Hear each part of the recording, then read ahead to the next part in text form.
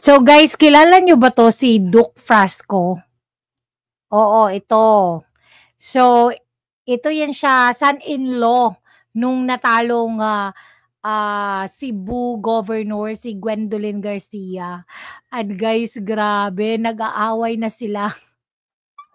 Kasi magkakampi tong mga to eh, pero ngayon bigla na lang hindi sumuporta si Duke Frasco, hindi pumirma sa, alam mo yung, basta may pinapalakad na document na manifesto for support for House Speaker Martin Romualdez. Hindi siya pumirma guys kasi ayaw na daw niya. Ito yung balita.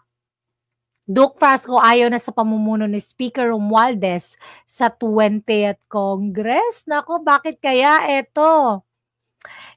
Ipinaliwanag ni House Deputy Speaker Cebu 5th District Representative Duke Frasco kung bakit tumanggi siyang permahan ang manifesto na susuporta para sa patuloy na pamumuno ni Speaker Martin Romualdez sa darating na 20th Congress. On May 14, just 2 days after the 2025 local elections, I was asked to sign a manifesto supporting the continued leadership of Speaker Martin Romualdez in the 20th Congress. I have not signed the manifesto.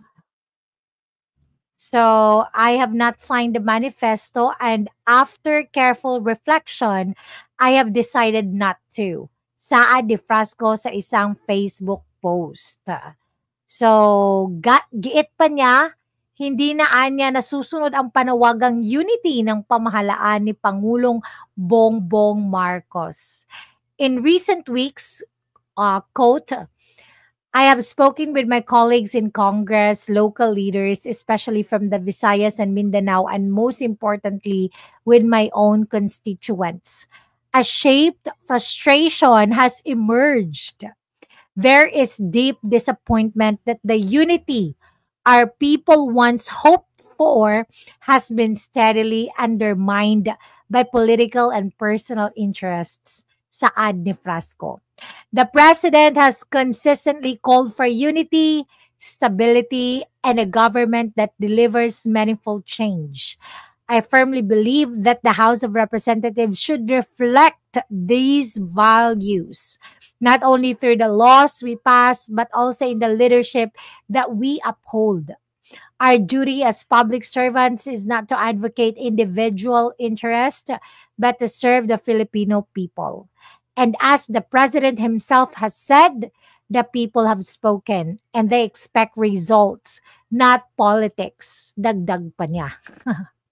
Grabe no, pero grabe 285 pa rin yung pumirma daw sa manifesto na yan. Naku, ano na naman kayang baka meron na naman siguro mga pananakot yun, no? Kaya pumirma.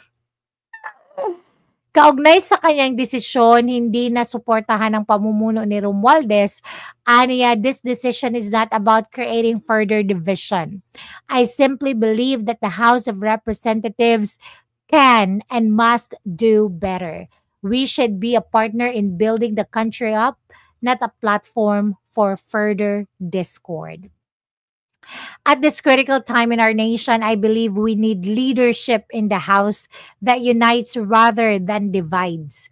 Leadership that reinforces our shared vision and strengthens the path forward for our country. Grabe, sana naman no, ginawa mo yan dati pa. Pero guys, hindi pa naman huli ang lahat, no? Pero grabe, 285 pa rin. 285 pa rin yung bumoto kay sa pananatili ni Romualdez sa pagiging Speaker of the House. Pero guys, sabi naman ng isang DDS vlogger na si Kifi Chu, ay susuporta kasi meron kasing meron daw video si Frasco na kung saan he gave or promised money.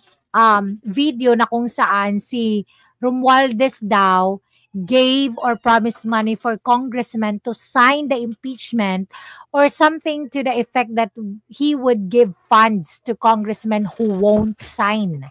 So, kung ang magbibigay ng, alam mo yung witness si Duke Frasco tungkol doon ay talagang susuporta daw yung mga DDS sa kanya. Kasi siyempre, oo, importante yun 'no, para ano talaga yung impeachment, ma-dismiss. Talaga, kasi hindi naman talaga makatarungan yun, eh, hindi naman talaga proper na way yun. Kasi dapat talaga pinag-aaralan lahat ng mga congressman na pipirma yung 103 na needed para sa impeachment. Pero hindi, eh, in a blink of an eye, grabe may 200 something na pumirma, 'di ba? Grabe ang bilis-bilis talaga. Kaya guys, anong masasabi niyo tungkol dito kay Duke Frasco? Grabe 'no, buti pa siya talaga, hindi na siya pumirma. Talaga wala pa rin, natakot pa rin 'no.